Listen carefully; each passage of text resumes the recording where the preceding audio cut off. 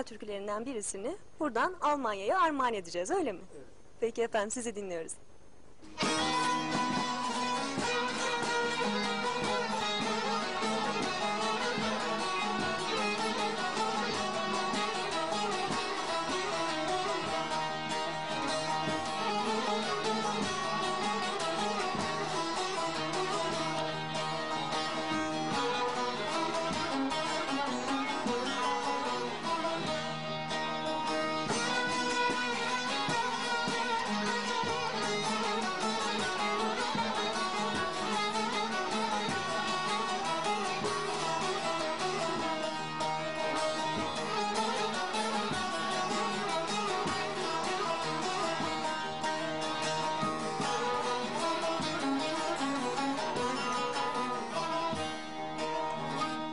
Şu garip halimden bile şüpheli nazlı, gönlüm hep seni arıyor, neredesin sen?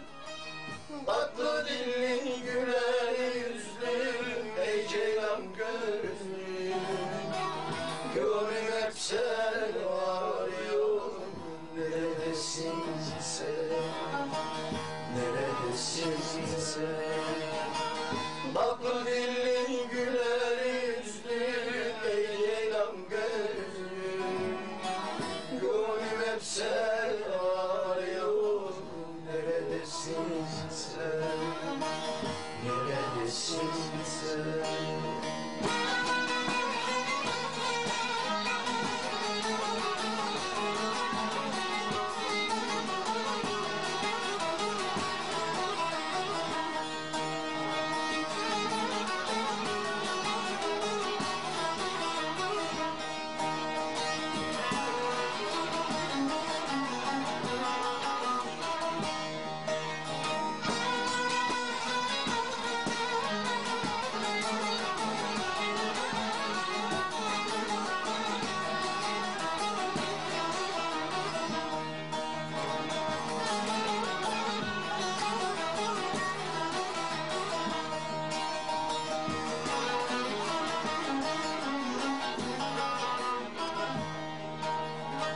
Sinan'da gizli yaramı kimse bilmiyor, hiçbir tabip bu yarama merhem olmuyor.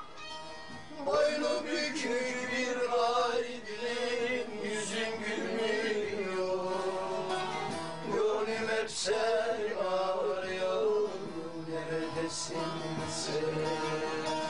Neredesin sen? Boynu bükük bir garibim, yüzüm gülmüyor, gönlüm hep seni arıyor, neredesin sen? Neredesin sen?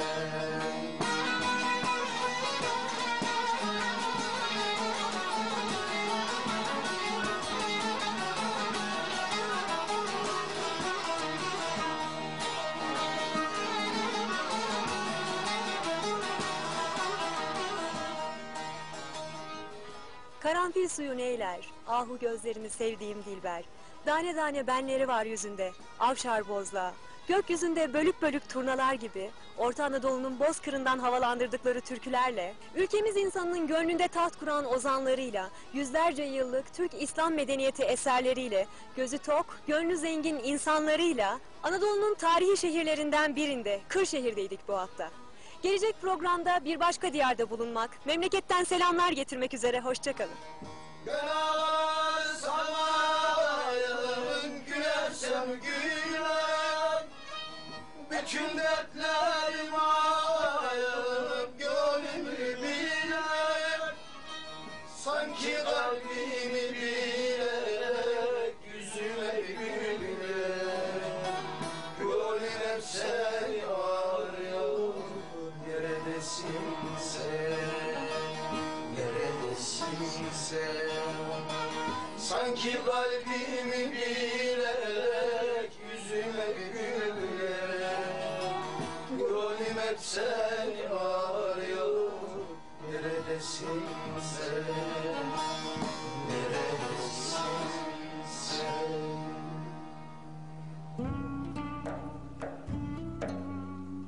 güzel vatanımızdan selam ve sevgiler sunuyorum. Oğlum Amerika'da, New Jersey'de. Onları çok özledim. Ben onları 20 senedir görmüyorum. Yurt dışında 2 kardeşim var, kuzenlerim, yeğenlerim, çok akrabalarım var.